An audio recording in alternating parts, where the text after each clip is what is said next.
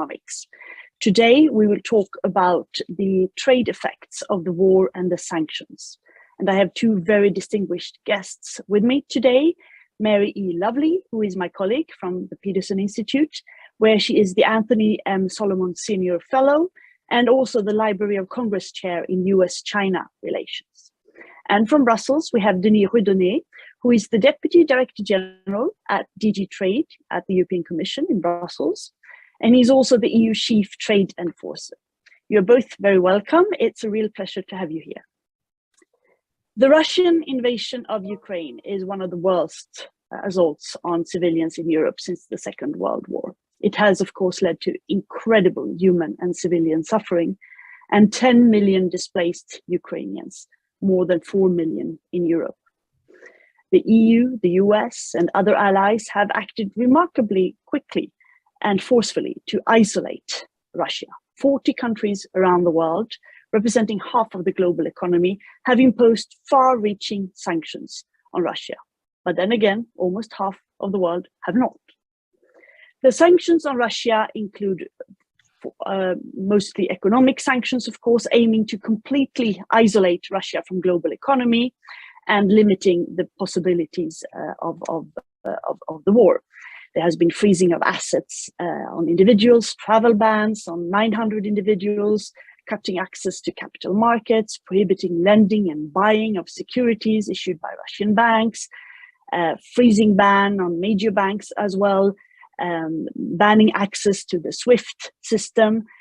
There's been closure of the airspace for Russian airplanes. There has been ban on several products, ban on coal imports from the EU and the US. The US have also banned oil transport. This is being discussed in the European Union as well. And there has been several political, cultural, scientific sanctions, all aiming to shut Russia and the Putin regime out from basically all international cooperation. We just excluded also from several high prestige sports events. So Russia is the 11th economy of the world, and together with Ukraine, it is a main producer of fertilizers, gas, oil, wheat, corn, sunflower flower oil, etc. So the supply in these commodities is, of course, scarce, and we risk to have even further, and we see it already, higher prices, and this affects the whole world, and of course, most of all, the developing world. So as the war goes on, and nobody knows how long it will go on for, it has big implications, obviously.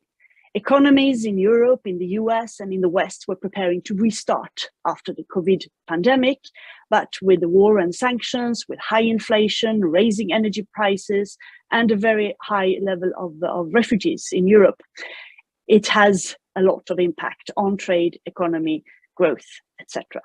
And in addition, in China, we have severe lockdowns, which also affect supply chains and deliveries of container shipping, etc. So nobody really knows how long this will endure. So it's hard to speculate, but we have two very distinguished experts who will help us to look forward about the effects on the economy and on trade in Europe, US, and elsewhere. Because it is changing not only the economy and the trading situation, of course, but also it is changing politically, especially in Europe. We've seen big changes after the war, and we'll probably see others as well. And we have seen a very close cooperation between the EU and the US as an effect of the consultations to coordinate the sanctions. So what effects will all this have? Let's start with Denis from Brussels. What do you think will be the short and medium term effects on trade for the European Union? Just give us some thoughts on that, please. Over to you. Okay. No, thanks very much, Cecilia. Thank you very much for your invitation to participate in this discussion. Let me start with what you were saying just a minute ago. For the EU, it's an existential shock, Russia's aggression of Ukraine. It's the gravest threat to European security in decades. And you're quite right, that is leading the EU to do many unprecedented things, not just in the economic policy area, also on the political side, provision of military support, the humanitarian side, we're absorbing millions of refugees in some of the neighboring member states, banning Russian media outlets. These are things where, again, there are policy developments across the piece, which are very significant, and therefore economic and trade policy is just one of the elements of responses. In terms of what's happening, in terms of impact of what's going on in trade and the economy, the trade shock is very significant. Now, I think our assessment right now is that it is still fairly difficult to disentangle the short term from the more structural effects, because right now there is a combination of several things happening at the same time. There is the effect of the war itself on production, on logistics, notably in particular in Ukraine, affecting the Ukrainian economy and its exports. There is the cumulative impact on trade and investment of the different categories of sanctions, because they all have actually an impact on economic transactions. The financial sanctions, and now the sanctions affecting transport, notably road transport, all these actually play in sync and have an overall effect on trade and investment, which goes beyond the trade sanctions per se. There is the sort of chilling effect, the over compliance by companies who decide to exit the Russian economy because they're rethinking risk, and to some extent they're looking at the reputational effect of being in Russia in a way which has been very significant. And I think that's documented in terms of the number of companies that have actually left the Russian sanctions, irrespective of the actual direct trade sanctions. And I would add final element on in terms of the aggregated impact, the Russian counter sanctions, which are not negligible on IP, on investments, etc. So it's all this that is creating right now a big effect. In the EU, you are right to mention that this is creating tensions in the economy through the supply chains, in particular for commodity inputs and raw materials, where we have issues of availability and price, mostly price, but nevertheless not insignificant effects, even if the sanctions themselves are targeted. For example, we've been very careful in the design of the sanctions to carve out core sectors such as food or medicines. And it's very important because the sanctions are not there to target directly the Russian populations or create more disturbances than we already have in some global markets. I'm thinking, for example, about food, where it's going to be very important for us to continue to avoid any additional damage that could come from policy measures, for example, export restrictions and equivalent measures. Having said this, I think the effects of the sanction is going to remain very asymmetric if you compare EU and Russia. You know, in the Commission, we've done some simulation in terms of what would be the welfare destruction effect of a full embargo on trade, and if you simulate that, it shows that basically the ratio of welfare destruction, it goes from 1 for the EU to something like 45 to 50 for the Russian economy. So it is a very asymmetrical situation. The economic sanctions may have to be sustained. They may, last.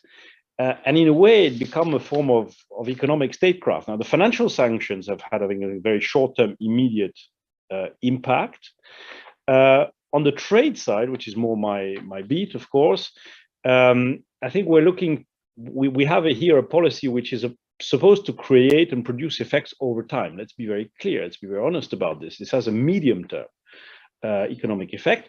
On the import side, so we have import restrictions, and there basically what we're doing is we are starting to cut off some export revenue streams from Russia, not of course on the biggest part, which is oil and gas, but on some other sectors. For example, the import ban on steel has an effect because Russia was a big exporter of steel products into the EU and we now have an import ban on finished steel products, and that is, has a big impact for the Russian steel sector, but very much on the export side. So we have export restrictions, bans, and restrictions in the forms of licensed transaction, and these are designed, to be very clear, to degrade Russia's economic, industrial, and technological potential beyond the civil military sector stricto sensu, in terms of advanced technology, in terms of now our export bans having been extended in the fifth sanctions package to a number of capital goods, industrial intermediary goods. And why? Because we have looked at the areas and the product categories where there is a high dependency for Russia on G7 export of these products into its economy, and at the same time a fairly low share from other potential exporters, notably China, being of course a big industrial economy, not least to avoid the phenomenon of backfilling of the sanctions. So this is the way in which we've looked and approached the question of restrictions on the export side. It's not insignificant. We now have about 25% of the export value that we had towards Russia pre-war under sanction. So it's 25% out of a total in 2021 of 80 billion euros worth of exports.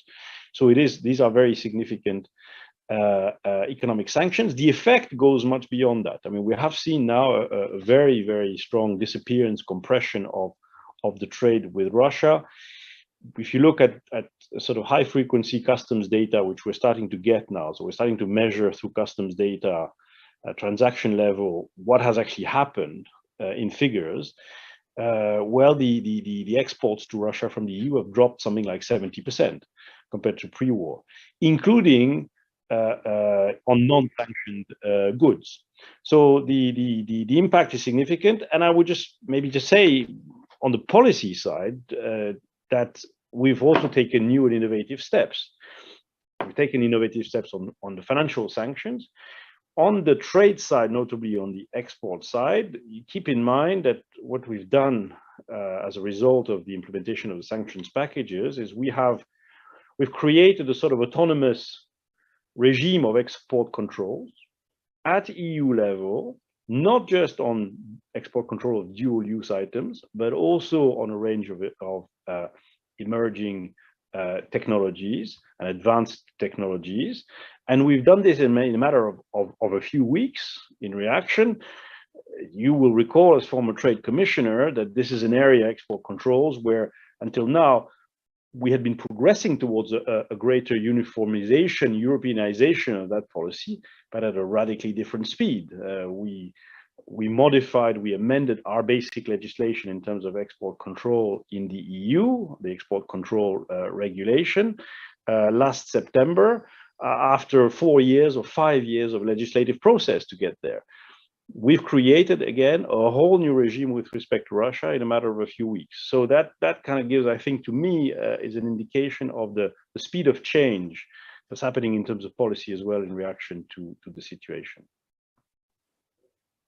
Yes, thank you for that. Certainly is going to change a lot of things in the medium and also long term when we see how many actions have been taken in such a short term.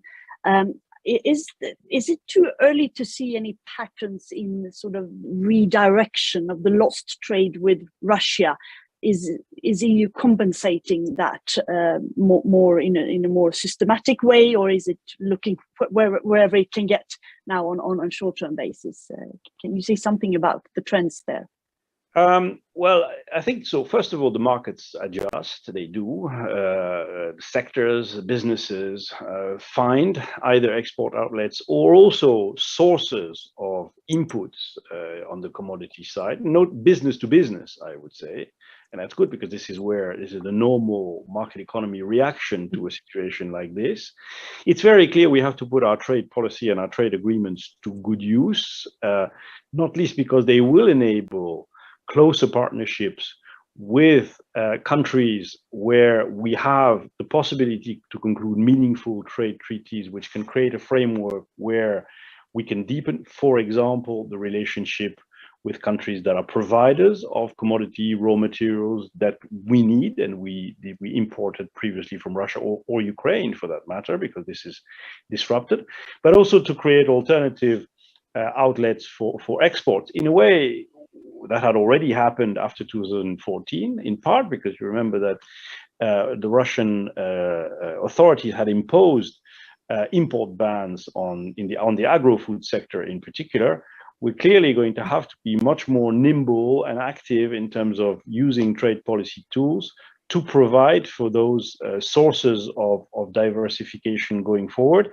And that means probably for the EU, looking at trade agreements, again, more actively, spending less time negotiating them and putting them on the books, being faster in terms of using the open trade machine to absorb the shock that this decoupling from the Russian economy, which is probably there to stay, is going to represent. Interesting.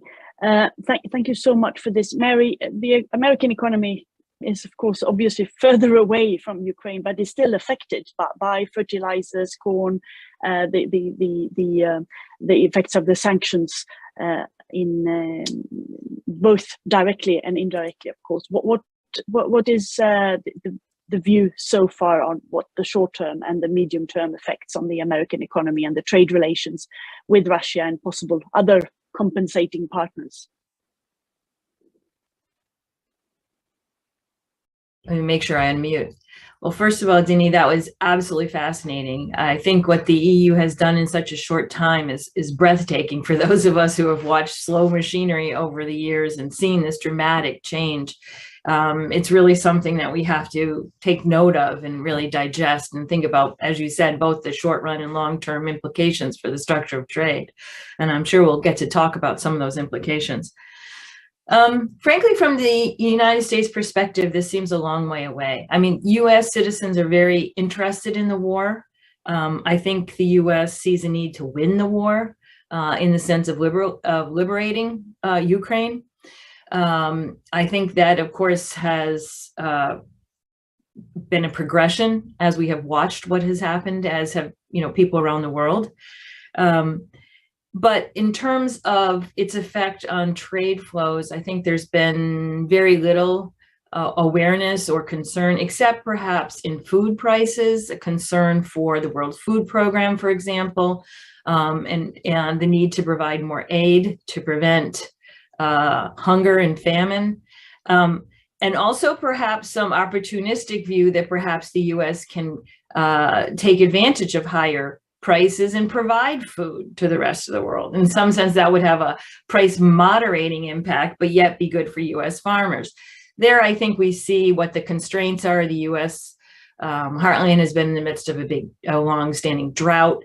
They're unable to move land into cultivation quickly, but nevertheless, this is something that is being discussed actively. On the export control side, I think it is heartening to at least US policymakers to see the EU taking these steps. There's a little sense of, we told you you'd need these kinds of tools, unfortunately, but I hope we're able to talk about some of the longer term dangers of these tools as well. And this increasing view of the us against them, because we have to remember that while we really are benefiting from a closer relationship with the US, and many of us in the US are really relieved to see this happening over the last couple of years, there's also a danger of leaving out large sections of the world, some of which are very important economically to the US, and others, of course, are waiting for their turn to develop and to engage in trade with us, with the EU and with the US. And so I hope we'll be able to talk about some of those concerns as well as we move forward, Cecilia. Yes, absolutely. I want to talk about this. Just to linger a little bit on what you said about that many in the US have been positively surprised by the speed and unity of the European Union. I think many in the European Union as well were surprised that it went so quickly and it was so ambitious, because there has been different views in different capitals on the views vis-a-vis Russia and on gas and so on. But this has certainly led to a very close coordination between the EU and the US.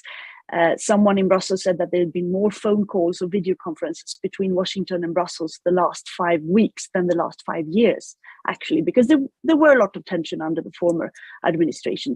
I mean, let's be open about that. And this is, of course, very positive, because it can lead, not only because it's a terrible situation, but it can also lead to coordinating also the aftermath. What happens afterwards? How do we phase out these sanctions? What comes instead? What have we learned from the coordination? And how can we cooperate in these tools that you mentioned, Mary, that has a good side, but they can also, we have to discuss the negatives of it. Do you think this can lead to a long-term, more deeper coordination between the EU and the US on trade in general? There's the Trade and Tech Council meeting again on a ministerial level in a month only. Will this change anything more profoundly? I think the Biden administration officials certainly credit the TTC with the ability of the EU, or really enhancing the communication lines and the ability of the EU and the US to work together so quickly and efficiently. I think they see it as a tremendous tool, particularly as we look to emerging issues, emerging technologies, creating new standards and regimes. I think there, though, even there, we see a danger of it being very bilateral, focused on the relationship, and omitting the fact that both countries have enormous interests in other parts of the world and deeply engaged with partners in other parts of the world. There's also some concern, I think, that it will not fully resolve some of the existing irritants, because both sides are focused on what's right for their workers. And I think in the US right now, unfortunately, that means no new trade agreements. There is a strong, I would say, background hymn that imports are bad for the US. Exports are always good, right? And I think that's a narrative that needs to be countered. And perhaps, it's something we can overcome with our friends in the EU, but I worry what that means for those that are not viewed as our friends, at least not now or in this sense. So I see some really great things coming out of TTC. I'm thankful for the TTC and for everybody who works on it, but I also see some concerns coming out of this close alliance and the focus on the relationship. What do you think, Denis?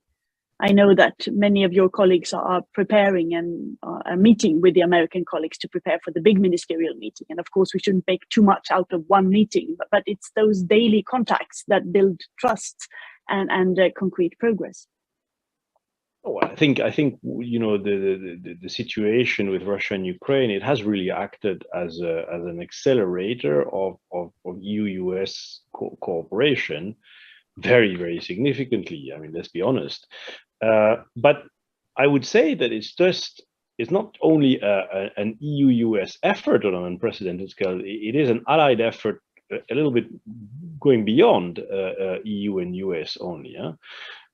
We have G7 and beyond 30 plus countries that are working together on the question of aligning these measures, the reactions to the situation with Russia, the support to Ukraine. So it goes beyond a pure transatlantic effort. On the transatlantic side, I mean, it's very clear there have been coordinated and substantially equivalent measures vis-a-vis Russia. which are recognized in the applications of our respective measures, including vis-a-vis each other. And it's not without importance, because it is also meant, for example, on the export side, that the export controls that the US are implementing vis-a-vis exports to Russia do not carry the same extraterritorial application vis-a-vis the EU through things such as the foreign direct product rule, the de minimis rule, that they did in the past with respect to the sanctions on Huawei, for example.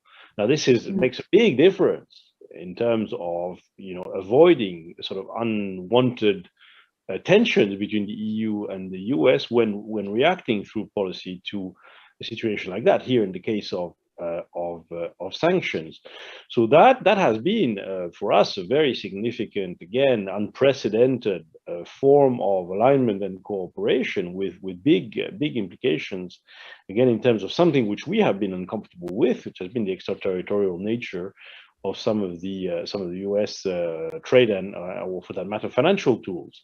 I think and this has come on the back of a good baseline created indeed by the re-engagement between the new US administration and the EU leadership under the Trade and Technology Council.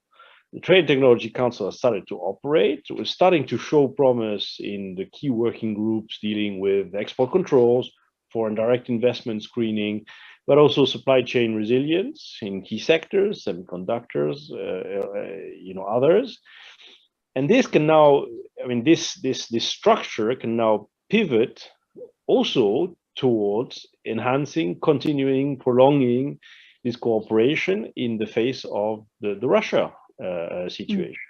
And that's going to prove very useful, because it has created a tool for cooperation which we do not have before, and it can now be really exploited and put to use for the bilateral relationship, but also for dealing with global shocks, global problems such as the one we are experiencing now.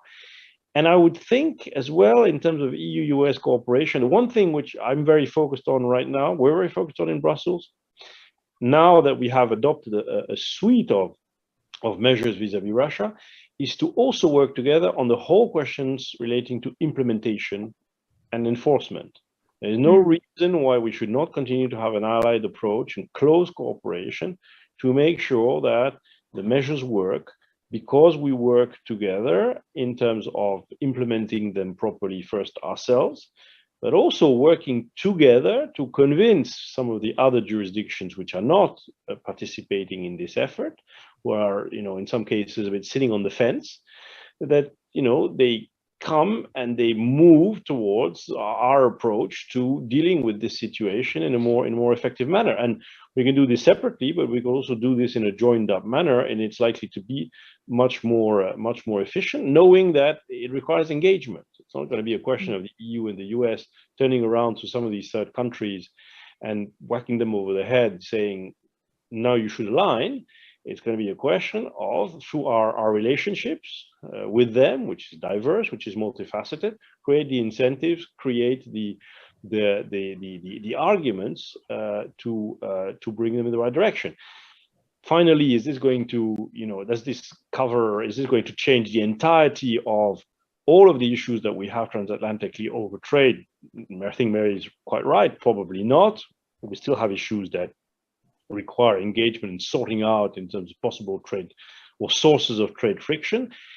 And it's not because we are aligning some instruments and some tools that we should not also continue to work together. And here the EU is making a very clear proposition in a way to the US to work together in terms of global rulemaking and shoring up notably the rules-based trading system and the WTO. For us, that remains a priority. And yes, if we can use some of the tools such as the TTC to also get the US to become more engaged in this area, this is what we're going to be trying to do on the US-EU cooperation side of things. So, Cecilia, if I might reply to Denis, or just absolutely. So on the export control, the sanctions regimes, I think that Denis has pointed to a very important positive outcome We have seen tensions not only between the EU and the US, which goes back to the Iranian sanctions on US extraterritorial application of its sanctions. The EU, in fact, adopting an anti-sanction law. A similar law, a bit more extreme version, was later adopted by China. So we've seen this tensions rising, and leading many American scholars to question how long these tools of statecraft would actually be effective. How quickly would other jurisdictions create structures that make them less potent? Having an alignment with the EU certainly, I think, extends their life, gives them more power, certainly in terms not only of making it harder for other countries to backfill or for the target itself to find alternative arrangements, but also, as Denis mentioned, by having a wider reach in terms of talking to non-fence sitters, let's call them, because for many countries, their relationship with the EU, both economically and politically, is different than it is with the United States. And so the EU speaks with a different voice, and that can be a powerful way to move the sanctions forward. So I want to highlight that. On global rulemaking, many of us, wish the EU well in terms of bringing the US back into serious effort to shore up global rulemaking. I think many of us are a bit pessimistic because we don't see that we see a lot of nice statements, but we see nothing really concrete coming out of Washington right now. Many of the listeners today would have read Secretary Yellen's speech last week, and I found that to be a bit ominous, frankly. Some things in there I found, things that I was able to cheer and embrace, particularly the focus on development and the needs of developing countries, the recognition that we have to keep them in mind as we make policy, but also a different vision, I would say, for the global rulemaking. And I would like very much to hear Denis' view on this. There is a strong view in the United States, it's repeated constantly, that we want to trade with friends. We call it friend shoring here, as you know, but it's really beyond friend shoring. It's friend trading, it's friend sourcing, it's friend investing. Those are the key things to have friend shoring. Investments don't just move out of China, which is, of course, the unnamed boogeyman in this whole thing. That, I think, is a different I would say, trajectory than re-engaging with global rulemaking, particularly through the WTO. I wonder how the EU is dealing with this, because the EU has some of the same concerns in terms of having secure and resilient supply chains, as is seen by the fact that it's one of the working groups within the TTC. I think that also gives the EU a chance to shape the American view here. But I'd like to raise that point with Denis and see his views on that and how the EU is approaching that. Yes, Denis, please do that. I also read Secretary Yellen's speech, and I noticed that the acronym WTO was not mentioned at all in the whole speech. But talking about global rules and talking about friends and allies, and also helping the developing world and setting some sort of rules. I mean, it does imply working in WTO, and this is the first time, as far as I'm aware, that one WTO country has invaded another country in WTO, and this, from my friends in Geneva, says that it creates, everyday conflicts. People in small little working groups, they leave the room when the Russian representative comes in.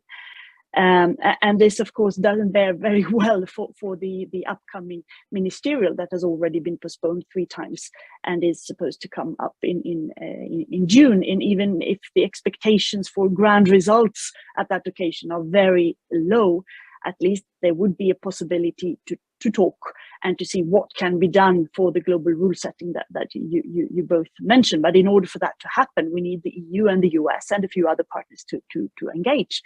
So how do you see this, Denis, also answering Mary's question. Do you even think that the ministerial will take place? Yeah, so maybe I start. Not easy to answer. Just some thoughts. Not easy to answer. I start maybe where Mary left off, but it gets us to the WTO question. Of course, I think that the on this question of friendshoring, reshoring, narrowing down, fragmenting the trading system by basically exclusively working with allies. Look, I think we need to do different things, and we do different things. At least on the EU side, we do different things.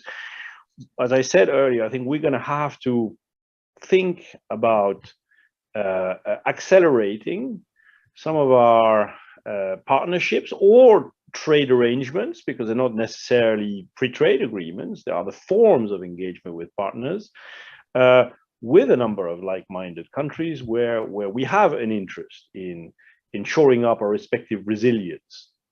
That's certainly something which is on the program and which we can do more of, and which we will have to do more of short term. It doesn't prevent us from continuing to have an open markets agenda with rules, which is based on comprehensive trade agreements, because we negotiate comprehensive trade agreements, not necessarily with like-minded countries that are similar in their structure to us, but because we also have, we think we have the right type of trade agreements, which ensure sufficient level playing field on one hand, and sufficient provisions and safeguards in terms of sustainability as well. And so that negotiating agenda, in our view, is one that needs to continue to be pursued, not necessarily only with, say, I don't know, Canada or Australia, but also in the Indo-Pacific region more generally. And then finally, in order to absorb, you can call it a spade, in order to absorb China better in the international trading system, because a big systemic issue is that one, we will need at some point, not just to deploy a number of tools that enable us to deal with some of the level playing field inconsistencies and insufficiencies and structural distortions that we face today, but also to find a way to create the right incentive, the right context to continue to progress towards global rulemaking in one way or the other. By the way, probably using all the flexibilities that the multilateral trading system can actually offer in terms of doing that, and probably have been insufficiently used until now. But because this is, at the end of the day, the only possibility for us to deal with the problem or the issues in a sustained manner, in a manner which creates a real durable solution to the trade spillover effects that we have linked to different economic models, and notably the particular form of state capitalism that we have in China, which in and of itself is not what we're targeting, but which produces trade and investment spillover effects that are creating a problem for us and for the United States. But the only long-term solution is to anchor this somehow in negotiated rules then properly enforced. That requires us to continue to shore up the WTO system one way or the other. That's why we have taken steps to try to shore it up, first of all, by plugging the holes that have been created into the WTO. I'm thinking about the dispute settlement arm, for example, what we've done there, but also continuing to re-engage. Now, is that possible in the current context? You're right, we're in a very, very particular situation, WTO. I think, look, the Russian invasion of Ukraine, as I was saying at the very beginning, it's an unprecedented breach of international law, of the rules-based order. So it is very clear, and we've taken that step, that members of the WTO are entitled, under the security exception of the WTO, to suspend the MFN treatment of Russia. There is no question about this, and that's what we have done. It's on the basis of that we're adopting a number of trade restrictive measures. Now, there's no reason why this non-engagement with Russia, which is necessary, we cannot have business as usual in the WTO with Russia, there's no reason why this necessarily needs to completely block the possibility to make progress in the WTO, to hold the ministerial meeting scheduled in June. On the contrary, it's actually necessary in our view to show that the WTO members can respond jointly to challenges that are there. And it's not only the geopolitical security tensions linked to Russia, but also the pandemic, food security, sustainability. All these things are there and require the WTO to continue to function. So, there is no reason not to work towards WTO reform. And frankly, if Russia decides to block an emerging consensus on these issues, that will be their responsibility. And it will for them to make that determination. But that's not what is going to drive the way we want to continue to invest in the WTO system going forward. Notwithstanding, indeed, the fact that there is a very significant tension at its heart, like there is in all of the international system right now, because Russia has invaded Ukraine.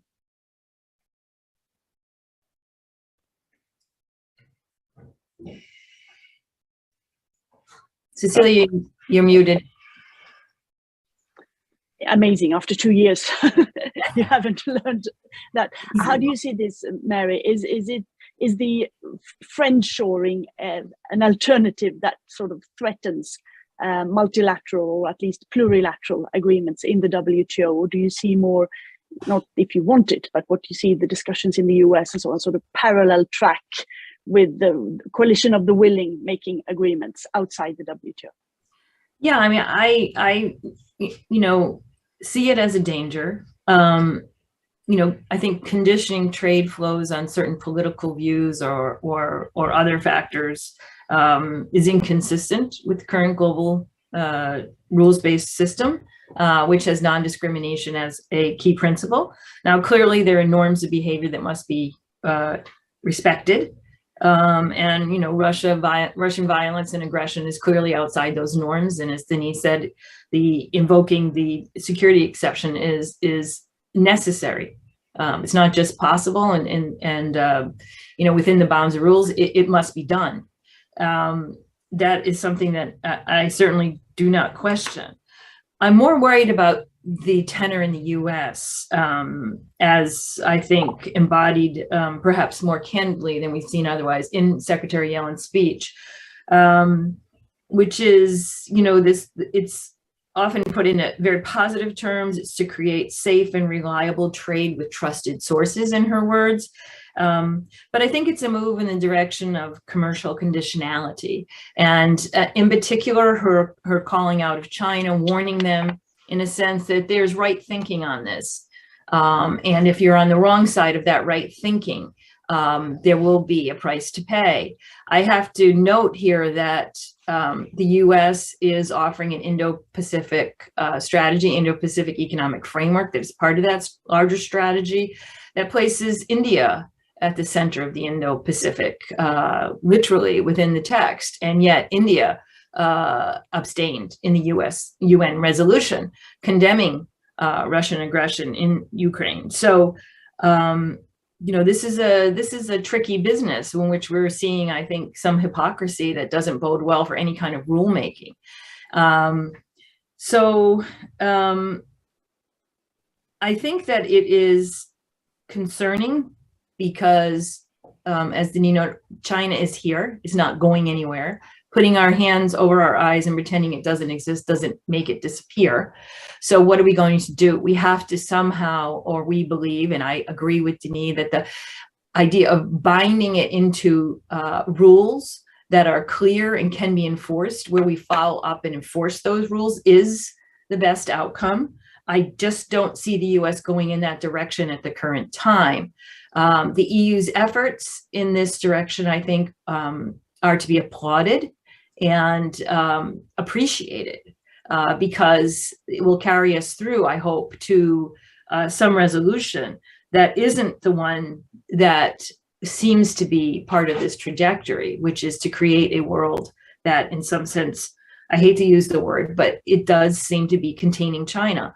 I think in the long run, that's impossible and it's Dangerous.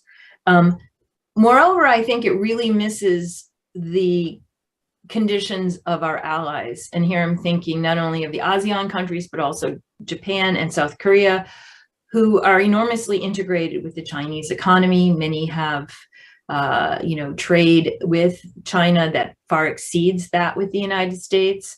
I haven't looked at the combined EU-US share, but we know that their relationship with China is crucial. I think many of these allies also see the need to push back on Chinese aggression and expansion in the region.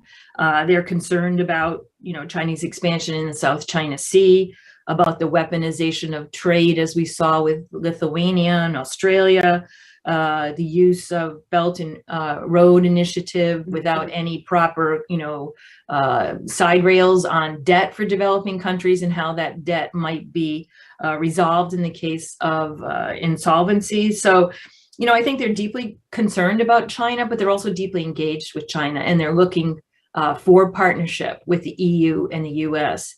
My concern with the TTC, as much as I admire it and welcome it, is that I'm not sure that that is really part of the thing. Now, Denis mentioned that the sanctions are a very broad coalition, which they are, and that's important. And it's also not just for the future of the global trading system, but also, of course, for the effectiveness of the sanctions, right? This is why we think they will really bite and have an impact. But in other areas, I don't see the same inclusiveness. I have asked officials about their view of how Asia will fit into this. When we're talking about issues related to export controls, supply chain resilience, digital trade, we have to bring Asia into it. They're key to all those things. And so I think that that is something that we need to keep front and center for policymakers. Very difficult issues. Denis talked about the need to, reform the WTO, to deal with state capitalism. Here, I get frustrated as a scholar by hearing the same terms over and over again without any real clear detail or differentiation on what is really of first order importance to the EU and the US. And knowing that this can be used as an excuse for greater protectionism, for example. So what are the words I hear? Unfair trade, which I assume is subsidies, the role of state-owned enterprises, just other ways in which China uses its trade regime to prevent exports from the EU and the US. So, these are important complaints, but clearly, it can't be that we're concerned about state-owned enterprises in every sector. Yes, the state has pushed into even private enterprises by having party councils within those enterprises, but it's not true that every decision is made without market consideration. China would not be able to grow the way it has if that were true. So we need to, I think, get real fast would be my message on which is really important. The idea that, we want communication systems, for example, that are not linked to China, I think is something that we could debate, but I think many of us would feel that that's a good decision. How we went about, the Huawei involvement in 5G, maybe something we could have done a bit more delicately, but nevertheless, there are certain areas which I think we would have a lot of agreement. When we get down to things on which the U.S. currently has trade tariffs with China, apparel, footwear, I think we don't have that kind of agreement. So, to say that we don't need to adjust our current stance, I think is not consistent with the way trade policy toward China is currently structured. We have a lot of work to do in this area. I think that leads some of my colleagues at the Peterson Institute, including Fred Bergson, who's had a new book coming out this month, to view China's participation, for example, in the CPTPP as a positive light, which is to, bind China into as many high quality rules-based organizations as it can. So, that's my view. I see this is definitely a war in which we see that it's Russia, but it has large echoes for China, and they're really the subtext here in the US in many statements that we're seeing coming out of Washington. That is a very broad subject, but I saw you nodding on several occasions, Denis. Do you want to comment on what Mary said, or some of it? Because of course it's a huge discussion in itself. I could try. This is a very political discussion, but let me give it a shot. It's interesting, this question of the Russia and China and the decoupling question, because we in the EU, we were thinking that this was going to be probably a sort of progressive partial decoupling between the US and China, primarily affecting, of course, us, was probably one of the biggest systemic questions that we need to think through as the EU, in terms of what it meant, what should be our policy response to this. Now suddenly we've been hit by something a bit different, which is a rapid, brutal decoupling between us and Russia, which we're experiencing, I would say, live. So it's making us think, of course. But Russia is not China. The situation is different. I think there is going to be inevitably a certain degree of decoupling between some parts of the global economy, because there are zones, and we accept that in the EU, zones where you have an interface between trade, technology, and security, by which I mean national security, public order type considerations, where their security and public order considerations have to take precedence over efficiency, integration, the complete use of the International Division of Labor. But that's a very clear, narrowly defined zone. There is no reason to have a wholesale fragmentation of the global economy into blocks beyond that. What we are seeing, of course, is we're seeing structural distortions in the economy, in particular vis-a-vis the Chinese economy. And I would agree with Mary, you have to be a bit more specific about what that is. There are two big issues that we're trying to deal with, which are difficult to deal with because they're very systemic. One is industrial subsidization, primarily, because there is government intervention in the economy everywhere, in the EU, in the United States, or in China. Let's be clear about that. But there is still a qualitative difference in terms of intensity into types of particularly egregious subsidies that we're seeing in the Chinese system, which are simply not governed properly by the current rulebook. But current agreement on subsidies and countervailing measures in the WTO is insufficient as it stands to deal with this. So we'll have to do something about that. We also have other problems relating more to IP and forced technology transfer, which are not a small issue for firms operating, notably on the Chinese market. I would just point to you there to the fact that we need to use the system as it exists to its maximum potential.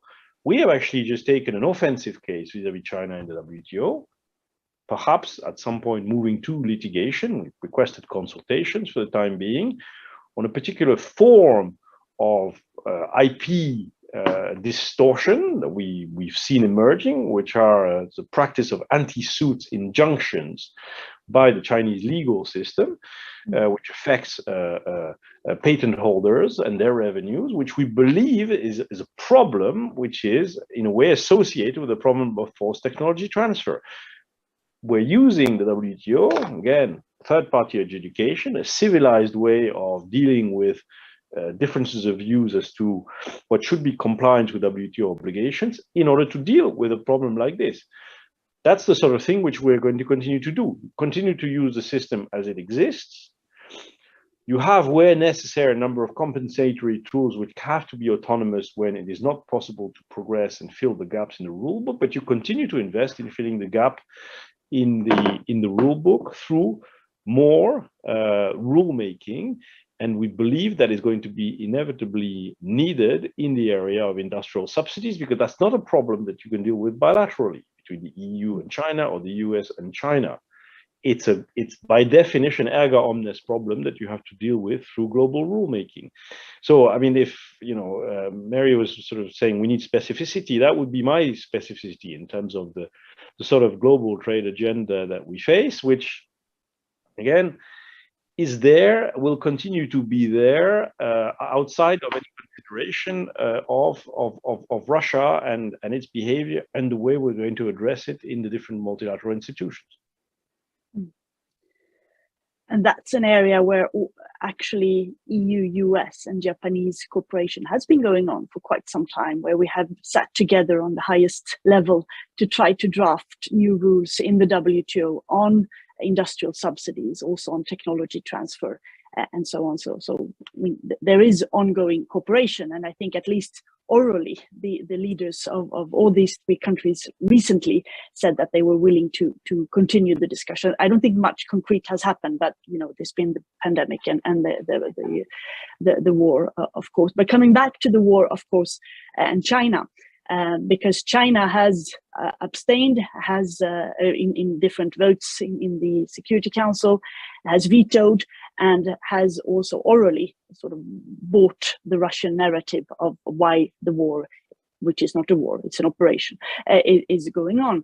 And even if we don't see much actual support so far from China to Russia, well, there are reports on weapons being sent via Serbia, for instance.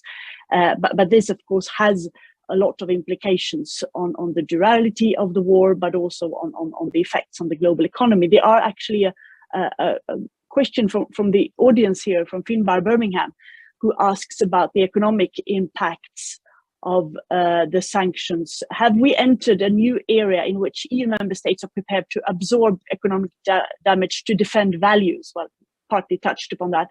And the message should be read from that for countries thinking of backing Russia or assisting circumventing sanctions, in this case, China. What would be the effects? And then the second question for both speakers, does the anticipated trade disruption from Chinese lockdowns reiterate the need for removing dependence on China? And will this be an issue for the TTC to consider? I think you touched upon it, but if you want to add something to this question from one of our viewers. Yeah, Denis, I think the first part was for you. Okay. And then maybe Mary wants to fill in. Sure. No, I think the question of in our bilateral relations with China right now, the question of what's happening with respect to the Russian aggression of Ukraine, of course, is key. This is why there was a very important bilateral summit where this issue was. A summit of the deaf. I heard that it was labeled by Josep Borrell, the High Representative. Yes, but with at least a number of very clear messages, I think, that have been passed. That's probably important at this stage to for countries to set out, frankly, clear views above and beyond diplomatic niceties on these issues. And I think that's what we've been trying to do. We're going to monitor very clearly the question of circumvention, evasion, backfilling. As I said, we're going to put effort into this. We're going to work with allies into this.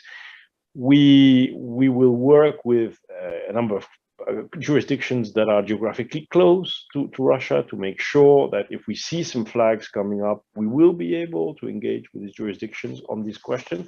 It's a bit early days. I mean, for the time being, there's no point me saying, oh, well, I think we're going to backfilling from here or backfilling from there. We'll wait to have evidence of this. So far, in terms of compliance, we don't have, for the time being, but it's very early days, any particular detection of issues convention. And I think it is the same for the United States. You've seen the officials from the Department of Commerce confirm this recently.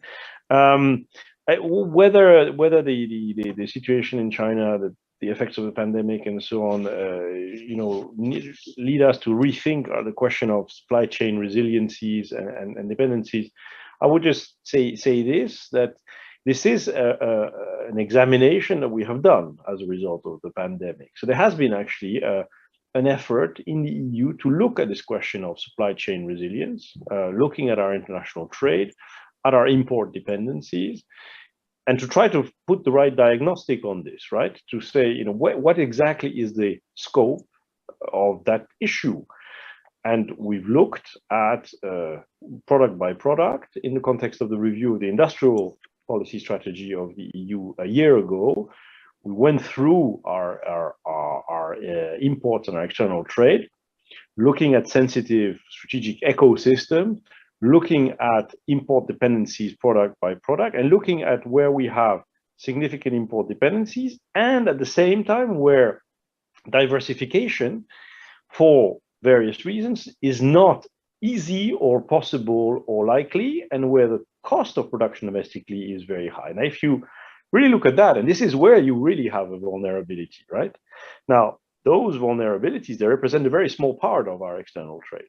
We're talking about, out of 1,000 products, we're talking about something like 30 or 35 products in total, talking about less than 1% of our total imports, where we believe we have a problem of strategic vulnerability in terms of the resilience of the supply chains to shocks and to interactions. And that's because supply chains adapt over time. Now, where we have these kinds of vulnerabilities, probably there is a case for a public policy reaction, and it can take many forms, stockpiling, government procurement, regulatory type actions, but it doesn't need, therefore, to be to create the idea that we have a wholesale problem with respect to the resilience of our supply chains. If anything, the situation we've seen in the pandemic and the tensions, the crisis, the pandemic has not been a crisis of supply chains as such. Supply chains have been fairly resilient overall in the pandemic. That's the lesson, at least, we're drawing from this. That's true. Mary, some final words on this from you. I'm sorry, we are a little bit over time, but I want to hear your that I'm very, well. you know, I think Denis is what the EU has done here is really brilliant. It's important. We don't hear this deal, you know, limiting of what the concern is. When Denis says less than 1% of exports is where they have strategic vulnerabilities, I think that's a very, very important statement for the public to hear. We know that resilience does not mean monosourcing. It does not mean reshoring, because if we've seen when the flood in Houston, Texas, that can, you know, just having it in one place is not necessarily diversification against risk. And it is part of industrial policy because it requires to recognize what actions the private sector is going to take to also reduce its own risk, but then where the social and private benefits of risk diversification differ, and where the state has to act. And of course, the state doesn't have unlimited funds, and so we have to look for where we really need this. And the type of analysis that the EU has done, I think, is really needed. We're doing it in the United States. I have to say, they're doing it in China. The question is it going to be based on economic vulnerability? How far will we go in terms of geopolitical vulnerability as well? And how do we you know, contain that impetus? I think is really a problem moving forward. But again, I'm very happy to hear his statement, and I think that we need to have more statements like that in the United States. Thank you so much. We are running a little bit over time. Apologies to you and to the audience, and also apologies to the audience that not all questions had the time to be answered, but it's been a fascinating discussion. Thank you so much, Mary Lovely, Denis Redonnet, for taking time. I know that you're both very busy, but for enlightening us on this. So thank you so much, and well, hope that you can come back maybe, and we'll see the more long-term implications of this. Have a nice afternoon or evening. Thank you very much. Cecilia. Thank you, Denis. Thank you. Thank you both.